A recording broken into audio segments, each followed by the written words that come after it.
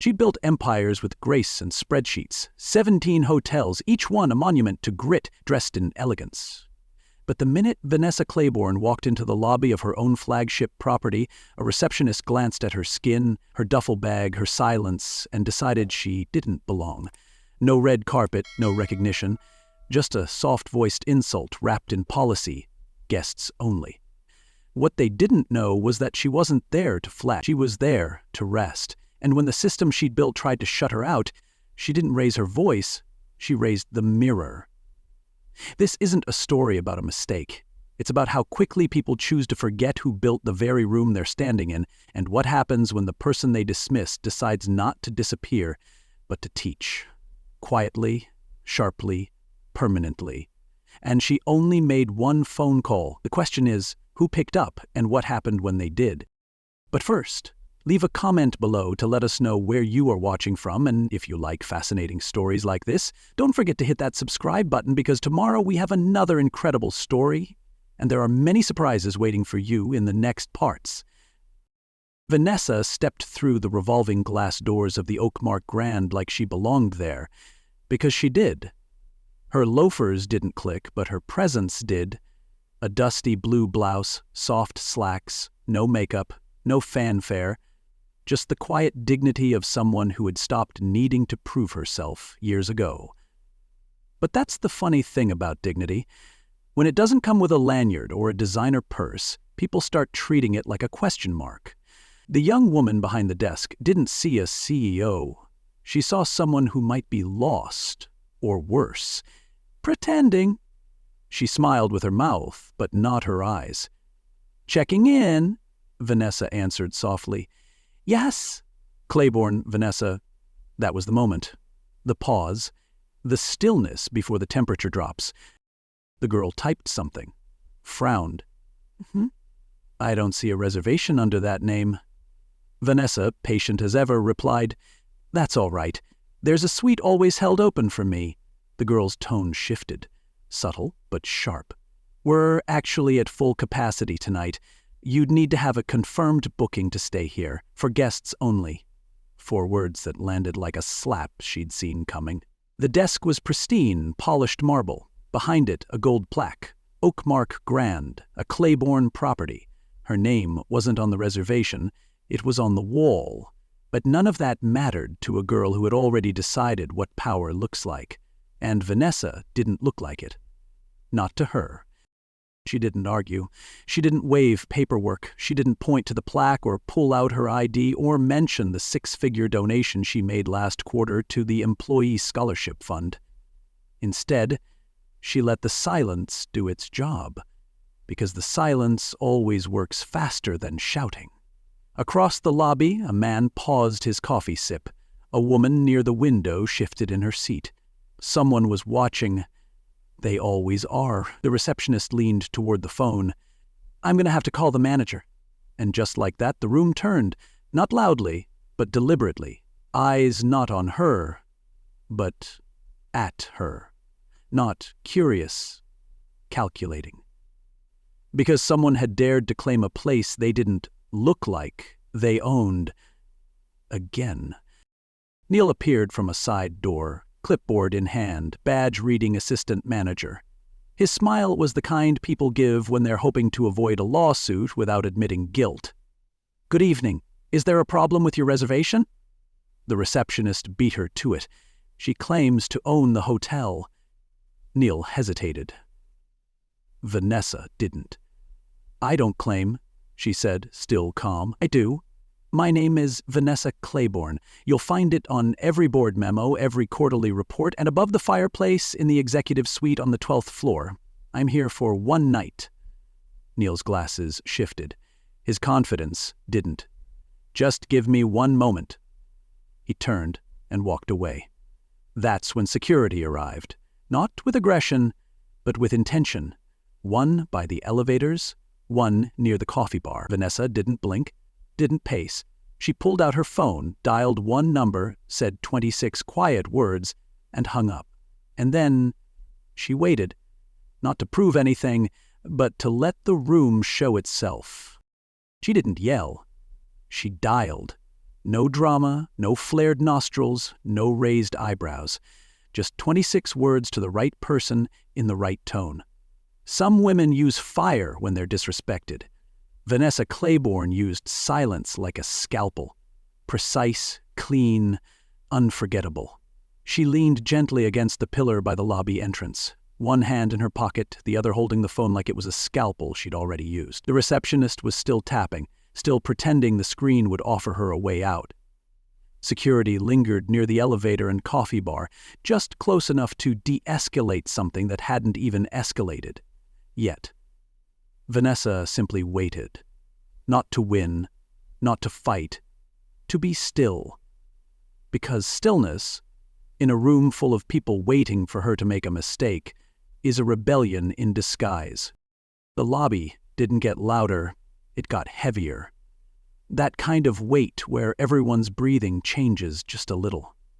You could feel it in the woman with the suitcase who stopped mid-step, pretending to check her phone while stealing glances. The man in the tailored vest who closed his laptop but didn't look up. The couple whispering behind their hands as if curiosity gave them moral permission. No one said anything.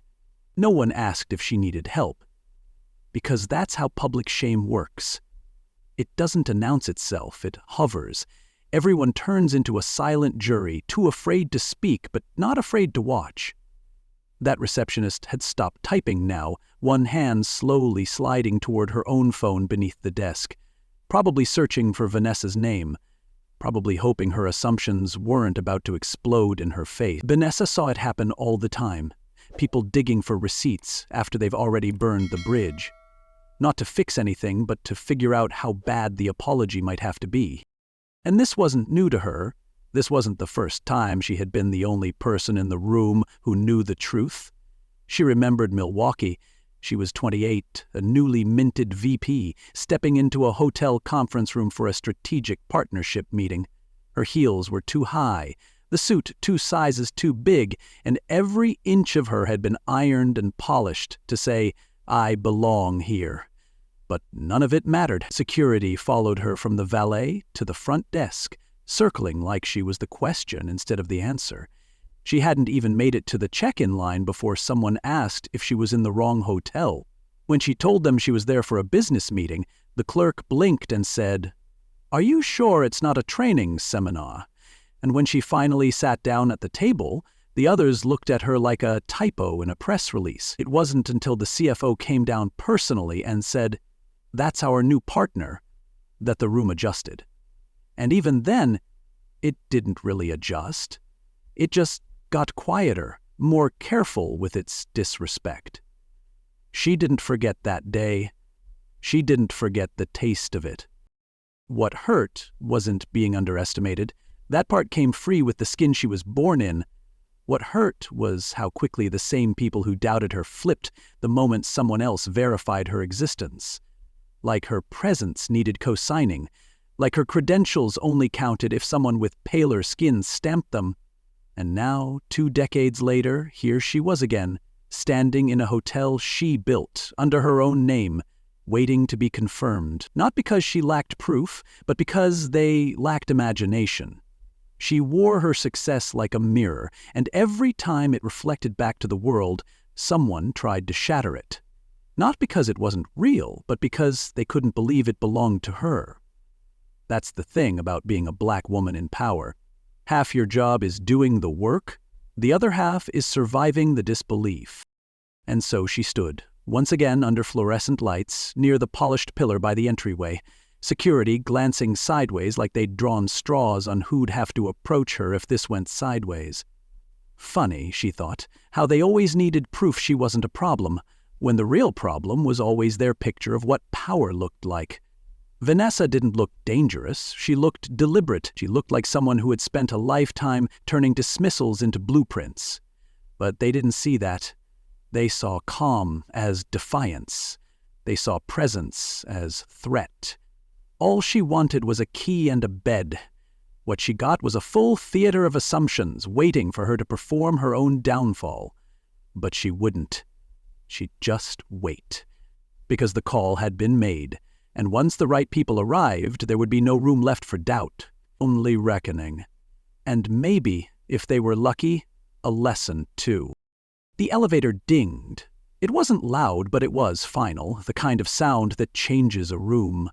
Two men stepped out, both moving fast. One in a gray suit with a clipboard clenched like a sword, the other in a company fleece, face red from rushing.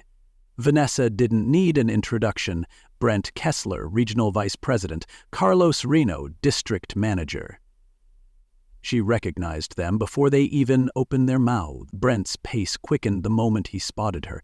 He didn't stop to look around or ask questions. He knew exactly who he'd overlooked. "Miss Claiborne," he said, already out of breath, "we are so sorry." Carlos followed 2 steps behind, already pulling up something on his tablet. "We just got the call. We're correcting this right now." And just like that, the tone flipped. Before the call, ignored. After the call, "Ma'am?" Before, just another guest.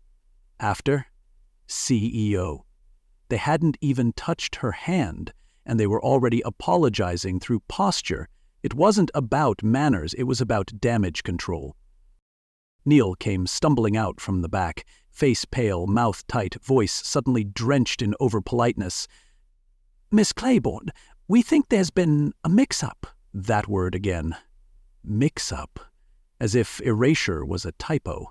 As if doubt didn't come with a body count of missed opportunities. Vanessa didn't flinch. She didn't offer a lifeline. She let them scramble. Brent turned to the receptionist, who had frozen in place like a statue of poor judgment. Her eyes were wide now, and her fingers had stopped tapping. They'd shifted from arrogance to panic without a single word from Vanessa. She didn't walk taller. The room just shrank smaller. Carlos cleared his throat, scanning his tablet like it might apologize on his behalf. "Suite 1202 has been cleared. The driver's being rerouted to take you anywhere you need in the morning. Your usual fruit tray and espresso will be waiting." Vanessa gave the smallest nod. Nothing more. Because when you've had to earn every ounce of your authority, applause feels empty. What matters is how they react when your name enters the room before you do. She didn't gloat, didn't smirk. She simply watched. Watched Brent issue clipped phrases into his headset, watched Carlos side-eye Neil like he wanted to eject him from the building with a single command, watched the security guard who had been pretending to monitor foot traffic suddenly look like he wished he were invisible. Vanessa stood perfectly still, like a quiet pressure point no one knew how to release. It was like watching the whole staff realize their training manual hadn't prepared them for her. This wasn't a fire drill. This was a cultural meltdown, and the alarms were all self-inflicted. Neil opened his mouth to speak again, but Brent cut him off with a look sharp enough to slice drywall. The lobby was still full, still had guests sipping coffee, still had travelers dragging suitcases, but now every eye was watching what happened when mistaken identity collided with Brent turned back, trying to cope the moment in professionalism. "We're documenting everything, Miss Claiborne. HR is already looped in. Staff will be retrained, effective immediately." Vanessa didn't nod. She didn't agree. She just listened. Because sometimes silence isn't passive. It's a sentence, and today they were the ones sitting in it. No one knew where to look. The receptionist had gone pale, like she was realizing she didn't just insult a guest, she insulted the person who signs the vendor contracts. Carlos leaned in slightly, trying to offer warmth. "Would you like to go up now? The suite's ready." Vanessa glanced toward the elevator, then back to the desk. "Has anyone checked me in?" Brent flipped his clipboard fast. "Just finished. 2 key cards. An incident report will be delivered to your room." Still no smile, still no relief. Just her voice, calm and cutting, like winter air. "Good." She walked toward the desk. Not slowly, not dramatically. Just deliberately. Set her phone down, picked up the cards, turned toward Carlos. "Same setup. Please send someone to confirm the room's clean." The receptionist opened her mouth, maybe to apologize, maybe to vanish, but no sound came. Vanessa turned slightly. "You'll speak to her," she said to Brent, eyes flicking toward the desk clerk. "Privately. With HR present." Brent nodded, suddenly looking much smaller than his title. Carlos started to add something, but Vanessa raised a hand. I'll speak to her too, not now, after I've rested. Then and only then did she turn toward the elevator. Every step she took reminded the room of what they had missed, not because she was angry, but because she was exhausted. She didn't say yes with pride. She said yes with the exhaustion of someone who's been proving herself since 1998. And behind her, the lobby stayed silent. No one said a word. Not because they were afraid, but because suddenly they understood the difference between status and power. Status gets you handshakes. Power makes people forget how to breathe. And Vanessa Claiborne had just reminded them that real power never has to announce itself. It just shows up and waits for the world to realize it's already in the room. At exactly 6:30 IMing, Vanessa Claiborne stepped out of the elevator dressed not as a guest, but as the force behind the name etched in brass across the front of the building. No duffel bag, no soft blouse, no reason left to be mistaken. This time she wore charcoal gray power, tailored and crisp. Her heels echoed through the marble like punctuation marks on a page no one was ready to read. Same woman, different armor. Yesterday she needed a bed. Today she was the earthquake. The lobby hadn't changed, but the temperature had. Staff didn't just look, they adjusted. Conversations paused mid-sentence. Even the barista stopped halfway through steaming milk. And as Vanessa passed the front desk, now manned by someone else entirely, she didn't slow down. She had a destination, and it wasn't rest. It was reckoning. In the small executive conference room near the concierge desk, the air was already stale. Kayla sat stiff in her chair, name tag still pinned like it might protect her from consequence. Neil sat beside her, his hands folded so tightly his knuckles were bone white. Across from them sat Marta, corporate HR, notepad already open, pen tapping a rhythm that made both of them twitch. When Vanessa entered, she didn't sit. She stood at the head of the table, arms folded, eyes sharp. The room didn't say good morning. It held its breath. She looked at Kayla, then Neil, then back at Marta. Would someone like to explain what happened last night from your perspective? The question hung there like fog. Kayla looked down. Neil swallowed hard. Silence. Vanessa waited. Then she asked again, slower. Did I yell? Kayla shook her head. No, ma'am. Did I raise my voice? Threaten anyone? Demand special treatment? Again, a quiet, miserable chorus of no. So, tell me, Vanessa continued, what exactly made me dangerous? What made you think I didn't belong in my own building? She let the silence marinate. Let them sit in it, stew in it, drown in it. Because this wasn't just about her room being denied. It was about every person who had ever walked into a space they owned, emotionally, financially, spiritually, and been asked to prove they had a right to stand there. Marta cleared her throat. Miss Claiborne, we're here to gather all accounts of the incident. Carlos and Brent will be joining us momentarily to address remediation plans. Vanessa nodded once. Good, but first let me be clear. This isn't a witch hunt. I'm not here to humiliate anyone. I'm here to understand how a company I built can still carry the same blind spots I spent my career fighting. Her gaze didn't waver. Her voice didn't rise. It didn't have to. The weight was in the words. I built this brand the way a single mother builds dinner out of leftovers, by making something beautiful from what's overlooked. She let the metaphor sink in. Every property started with a no. No budget, no partners, no belief. I pitched banks that wouldn't look me in the eye, stayed in motels while negotiating luxury acquisitions, and ran payroll from an airport lounge more than once. I was told I was too young, too brown, too quiet, too feminine, too everything except right. She shifted slightly, her tone firm, but I kept going. Because this brand wasn't just about rooms and bookings. It was about dignity. Dignity you don't have to audition for. Dignity that doesn't ask for ID at the door. Kayla's hands trembled slightly in her lap. Neil stared straight ahead, unable to make eye contact. Vanessa didn't pause. You want to know what I looked like when I started?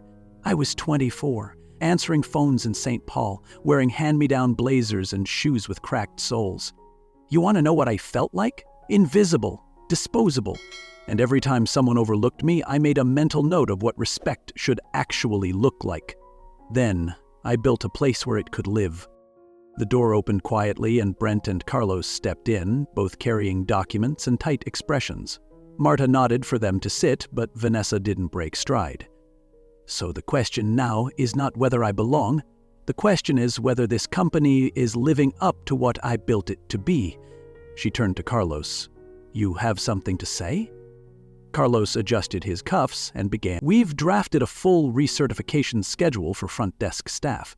There will be immediate training on unconscious bias, customer experience, and protocol under guest ambiguity. We're also preparing a memo to all Claiborne properties to emphasize equity in staff conduct with zero tolerance for profiling of any kind. Brandt added, we'll be instituting monthly audit checks across locations with mystery guest evaluations and rotating executive drop-ins. Vanessa nodded slowly. Sounds good. But don't train them to memorize scripts. Train them to recognize dignity. Train them to listen without a filter. Because if the only time someone gets treated with respect is when you learn their title, then you haven't trained a team. You've trained performers. The room was silent again, but this time it wasn't guilt. It was agreement. Carlos nodded firmly. Brent scribbled something on his clipboard. Marta looked up from her notes. Miss Claiborne, would you like to review the new protocol documents before they're distributed? Vanessa finally sat, not because she was done, but because she had made her point.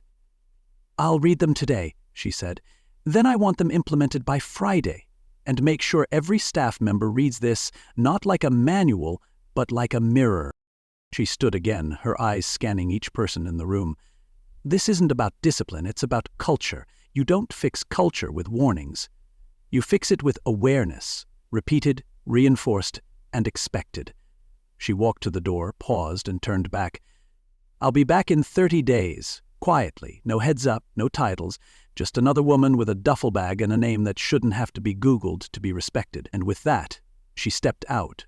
Her heels echoed again, not louder, but heavier, the kind of echo that follows you even after the door closes. The staff lounge was quiet, humming only with the low buzz of a refrigerator and the soft clink of dishes being stacked in the nearby kitchen. Vanessa didn't send anyone to call her. She walked in herself. Kayla sat alone at a small table tucked near the corner, her half-eaten blueberry muffin sitting untouched on a napkin. Her phone was face down, like it had already disappointed her enough for one day. When she saw Vanessa, she nearly jumped. Relax, Vanessa said gently, pulling out the chair across from her. I just want to talk.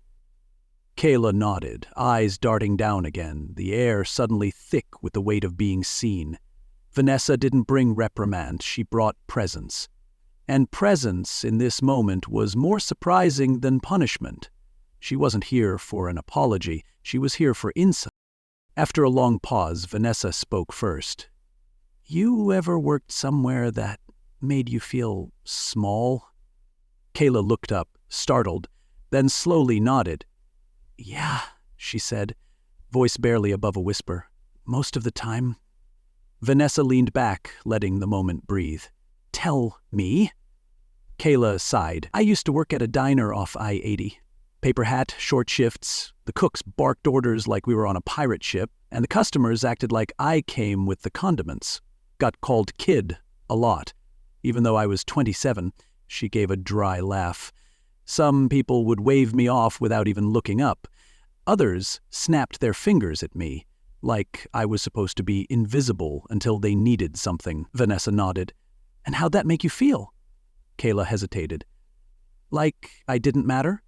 Like even if I disappeared in the middle of a shift, they wouldn't notice? They'd just ask, who's bringing the ketchup now? Vanessa let her words settle. So, you know exactly what it feels like to be erased.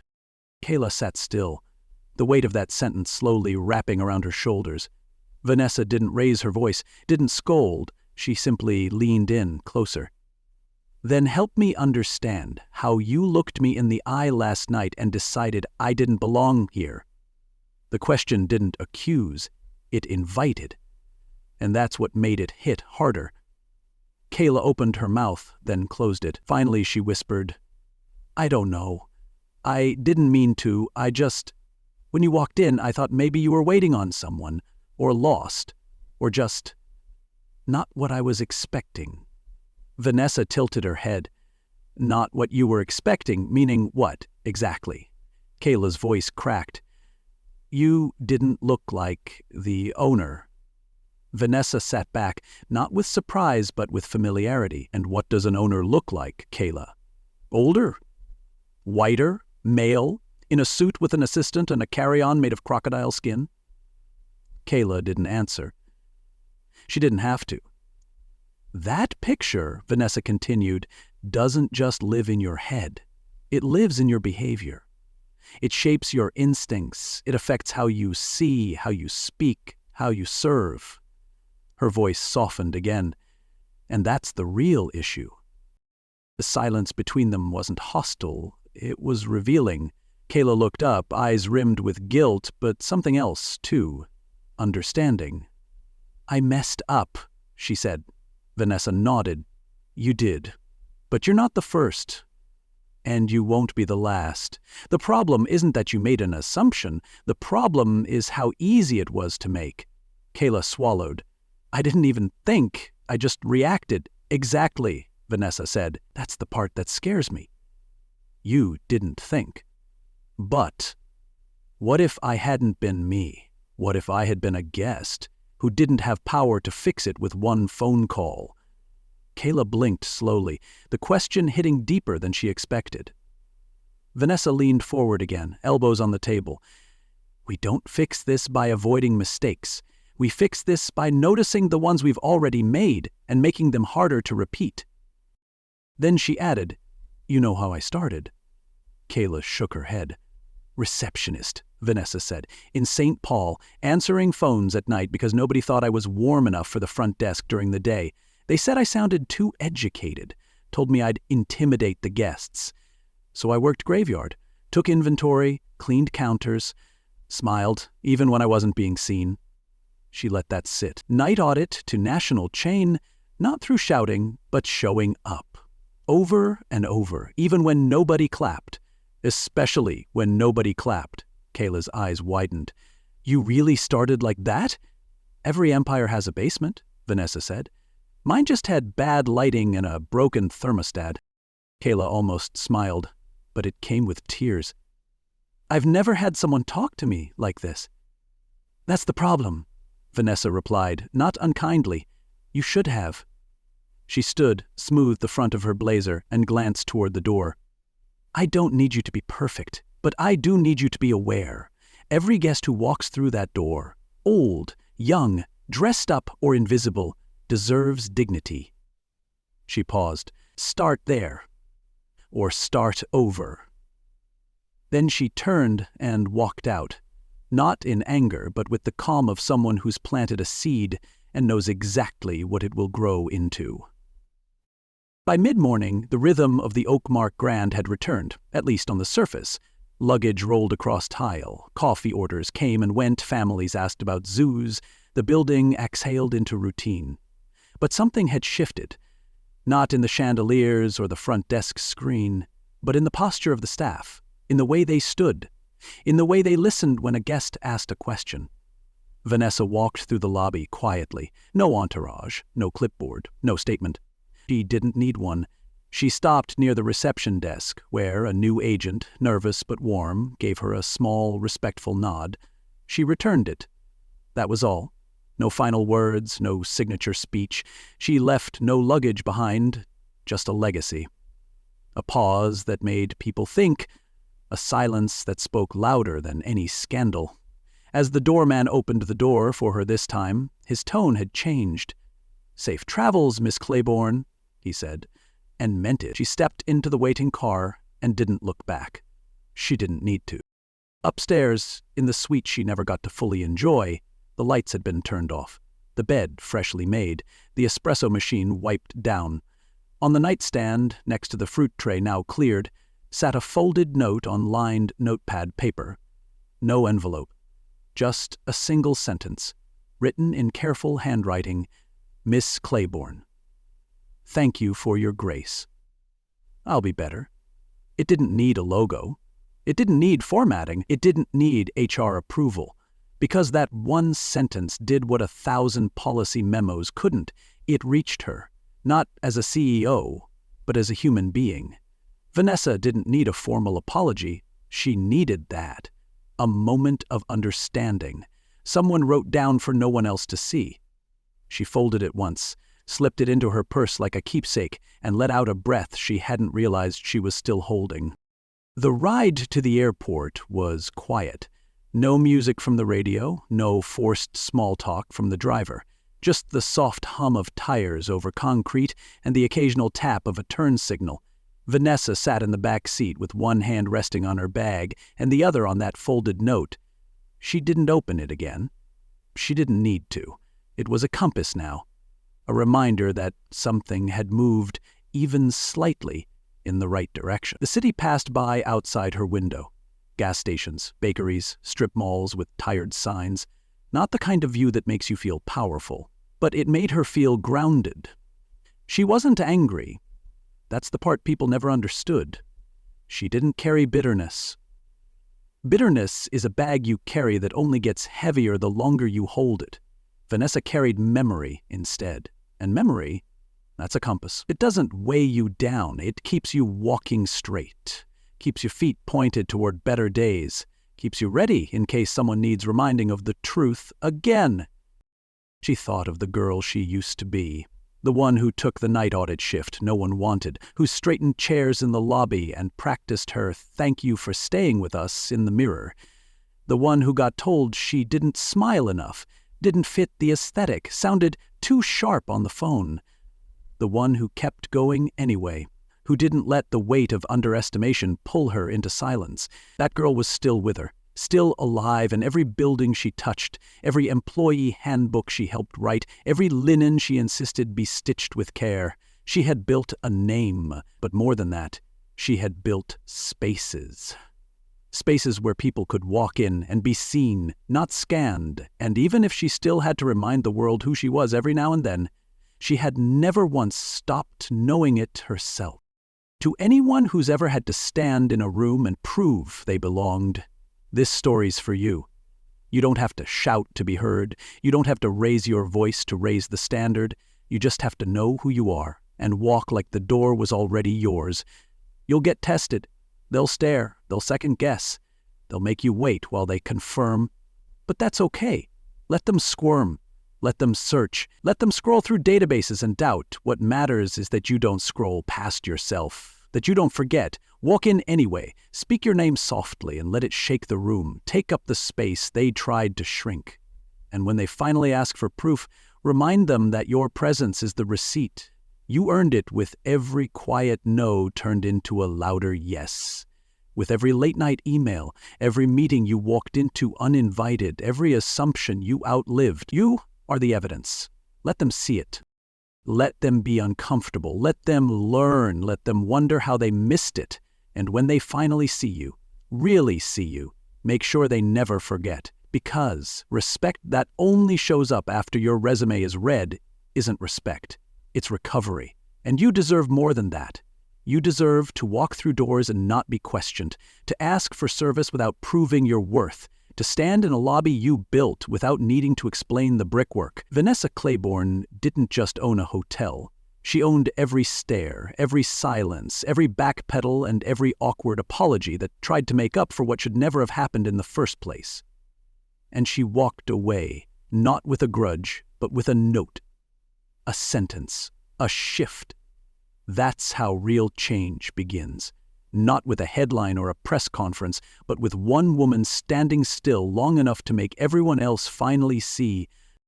Leave a comment below to let us know where you are watching from, and if you like fascinating stories like this, don't forget to hit that subscribe button, because tomorrow we have another incredible story, and there are many surprises waiting for you in the next parts.